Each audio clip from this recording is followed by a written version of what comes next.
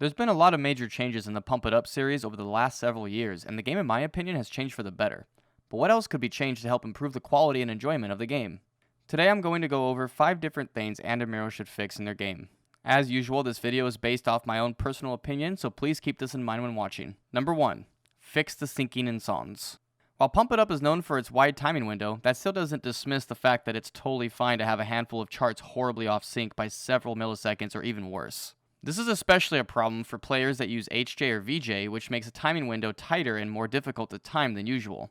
Andamiro has fixed very few charts throughout the recent years, but it has never done a full fix throughout the entire game. Now I understand that this would take a ton of time and effort, but that is no excuse or justified reasoning to neglect the issue. I would personally be willing to donate my own time and effort towards helping them sync charts if I were given the power to do so, honestly, but we all know that this would never happen. Hopefully one day we will see the day Scorpion King or Elysium be played on sync. Hopefully. Number 2. Rank Mode.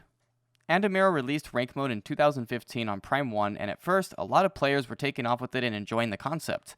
For those that don't know, Rank Mode enforces a stricter timing window, makes it easier to drop hold notes, and forces the background video to be turned on. This makes it extremely difficult to focus and score well on songs, since you have crazy flashing animations being thrown at you while trying your best to read the notes that blend in with the BGA.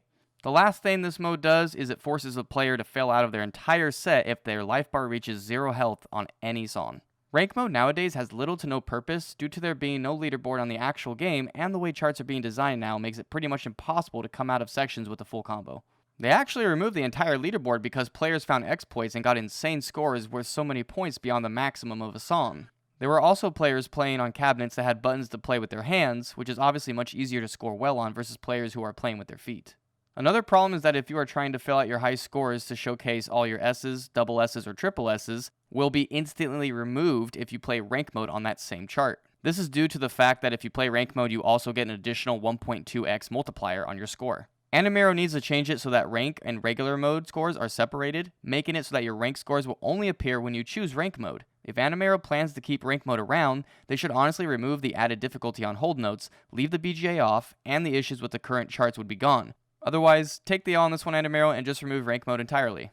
Number 3. Leaderboard. As I said before, Andamiro removed the leaderboards from Pump It Up, but there is one on their website still. And we all totally know how user-friendly their website is, right? Okay, maybe not so much. But seriously, it really does feel pointless for it to even be there at all. Even if the leaderboard was still in the actual game itself, it has a huge problem. It does not truly show who the top-ranked players are. Pump It Up is an arcade game, which means unless you own a cabinet in your own home, you are going to spend several thousands of dollars filling out all of your scores on rank mode, since it starts at level 13 and goes above. Personally, I see no real reason for it to start this low of a level. Back when leaderboards still existed in Prime 1 and 2, the actually globally top ranked players weren't even on the leaderboards ever for this exact reason.